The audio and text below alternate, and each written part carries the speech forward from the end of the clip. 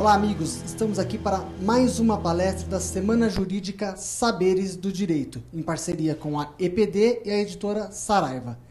Hoje temos a honra de receber em nossos estúdios o professor Márcio Granconato. O professor Márcio Granconato é coordenador das áreas de Direito e Processo do Trabalho da EPD, mestre em Direito do Trabalho pela PUC São Paulo e juiz do trabalho em São Paulo.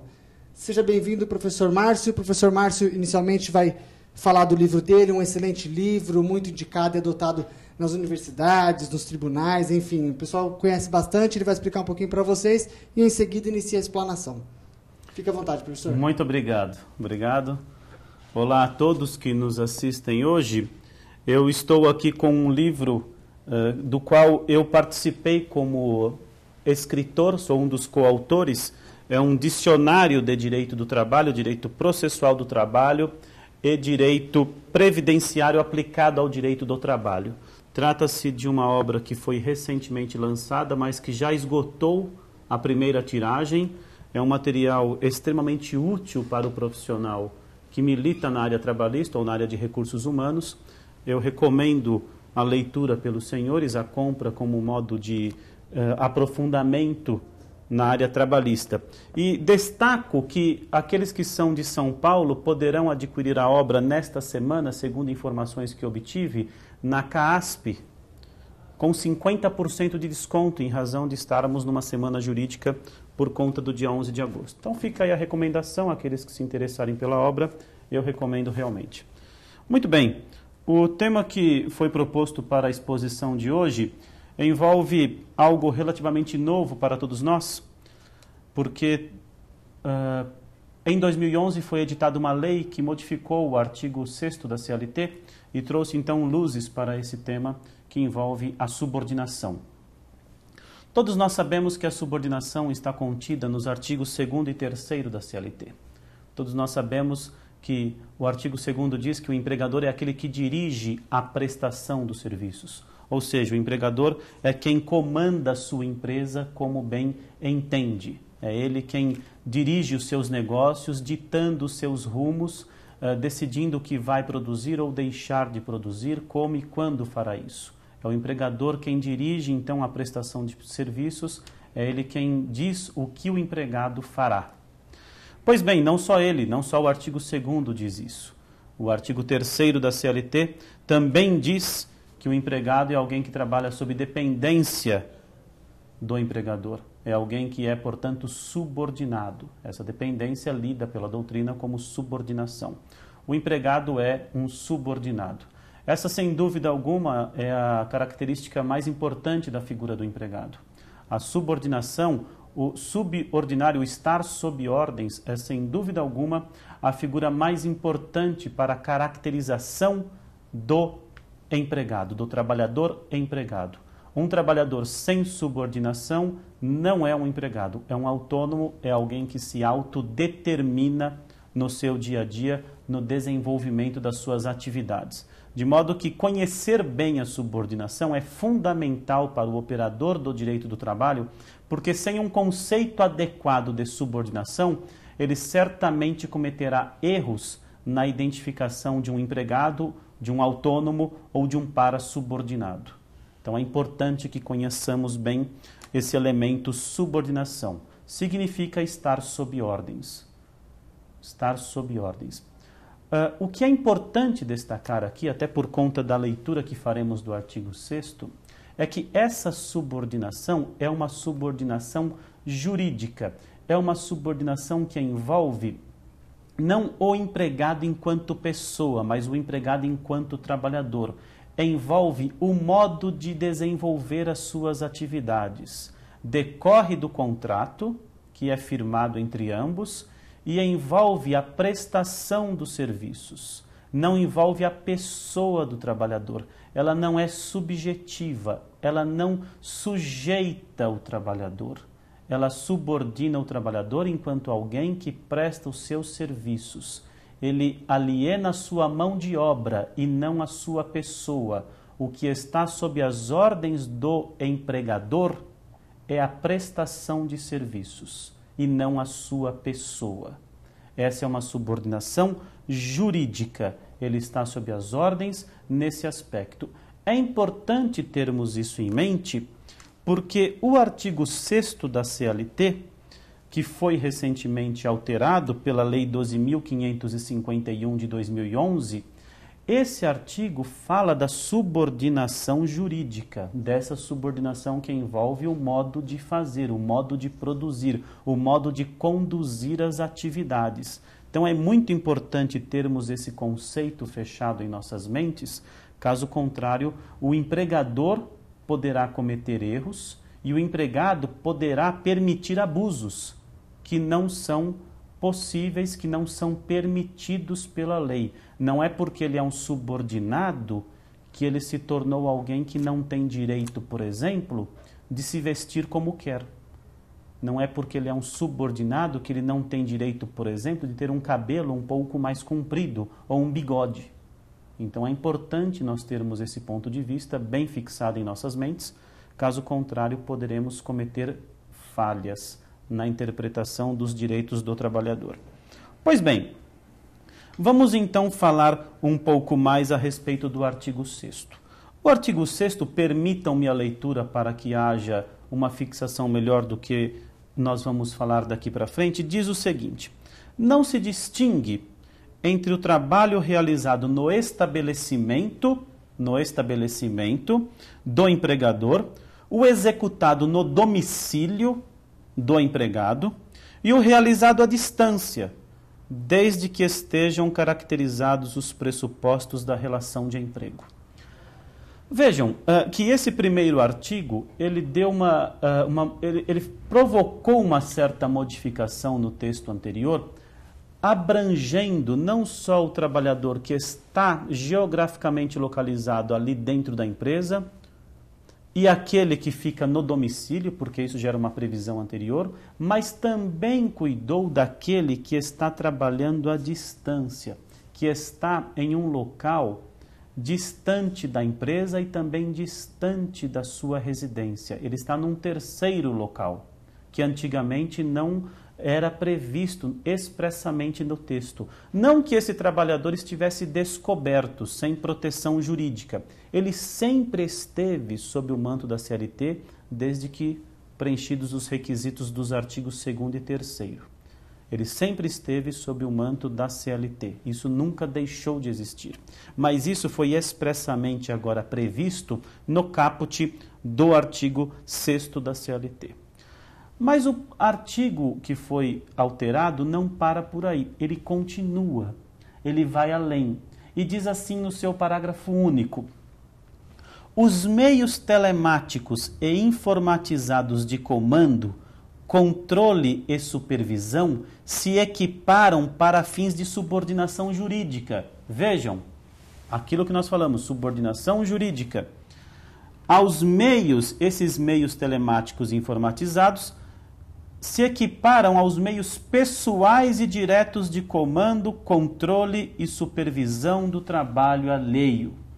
Então, o que a lei está dizendo é o seguinte: os meios eletrônicos de comando, de controle, de supervisão são a mesma coisa que os meios diretos de comando, controle e supervisão.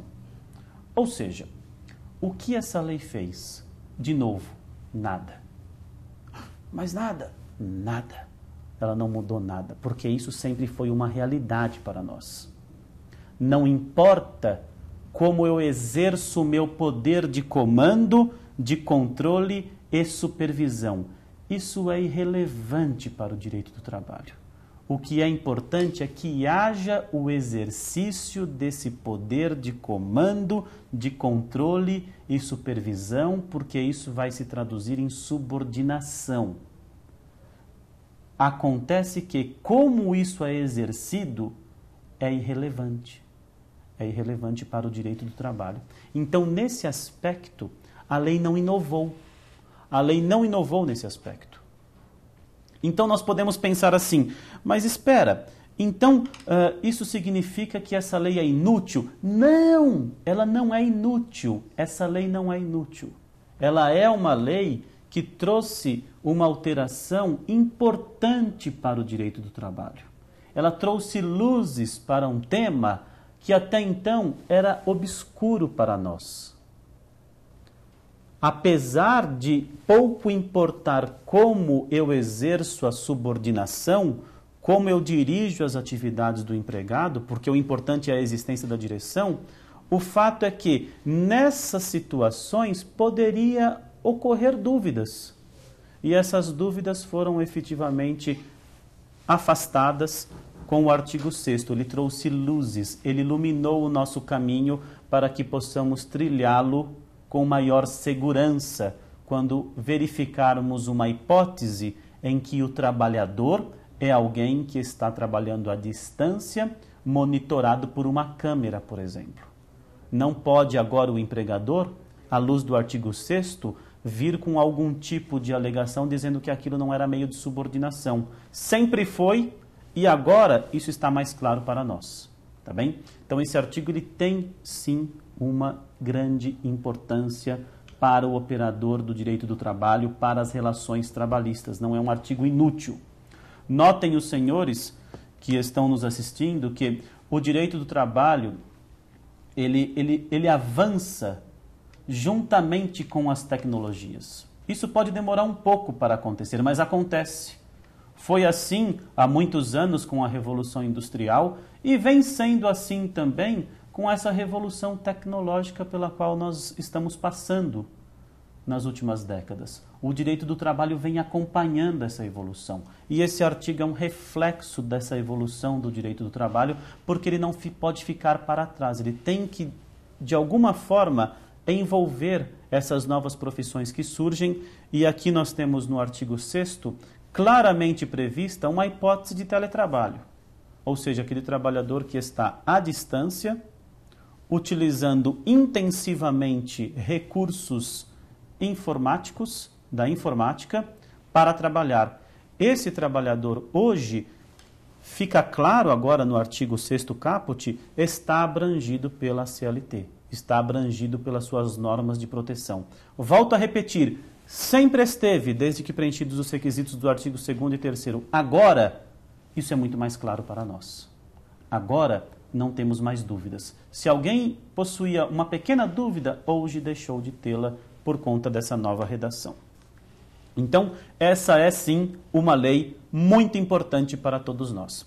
Eu quero chamar a atenção ainda para todos os senhores ao seguinte: o artigo 7º da Constituição Federal, que é aquele artigo muito caro para todos nós, que trata dos direitos dos trabalhadores urbanos e rurais, trata dos direitos básicos, daquele mínimo de garantias que qualquer trabalhador empregado deve ter. Esse artigo 7º, ele possui um inciso, que é o inciso 27. E o inciso 27 diz assim, que esse trabalhador, dentre outros direitos, tem um, que é o seguinte: proteção em face da automação na forma da lei. Nós sempre lemos esse artigo da automação, da proteção contra a automação, como sendo um artigo que envolve a manutenção de empregos, o desemprego que a automação pode gerar. Tudo aquilo que é automatizado gera desemprego. Nós vemos isso nas linhas de produção, nós vemos isso no sistema bancário, nós vemos isso em vários locais. Uma máquina substitui inúmeros trabalhadores. Mas eu creio que esse artigo mereça uma reflexão um pouco mais elastecida para envolver o quê? Esses meios de controle exercidos de forma automatizada. Esses meios de controle que substituem a figura humana pela máquina. O trabalhador tem que estar protegido desse meio de controle que é exercido sobre a sua rotina de trabalho, sobre o seu modo de trabalhar. Ele tem que estar protegido contra qualquer ameaça que lhe produza a automação, inclusive no que diz respeito à forma de subordinação. Então, o artigo 6º, em certa medida, veio acompanhando a redação do artigo 7º, inciso 27 da Constituição Federal. Nesse sentido, mais uma vez, volto a repetir, ele é útil e nos traz luzes para dirimirmos essas novas questões envolvendo a tecnologia. Isso não pode ser esquecido. Não vamos ignorar o artigo 6º só porque ele é um artigo que disse um pouco mais do mesmo. Não importa como eu subordino. Subordinando, terei um empregado. Não importa como eu subordino. Tá bem? Se eletrônica ou pessoalmente, se à distância ou não.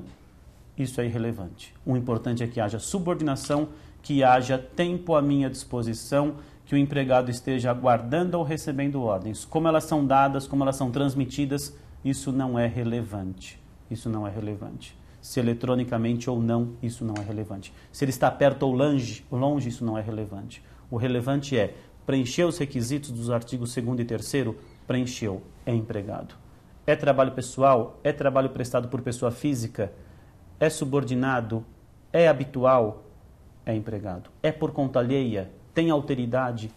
É empregado e é o quanto basta para nós e, portanto, esse artigo somente esclareceu, nada de novo acrescentou ao direito do trabalho no prisma da subordinação jurídica. Nada de novo acrescentou nesse aspecto.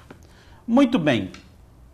Nós vamos então agora para o segundo ponto também muito importante para nós. Nós vamos para um segundo ponto muito importante para nós a partir de agora.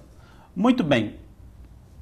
Vamos falar agora o que significa esses meios de subordinação, esses meios eletrônicos de subordinação. O que efetivamente significa isso que está no parágrafo único do artigo 6º da CLT. É disso que nós vamos tratar em seguida.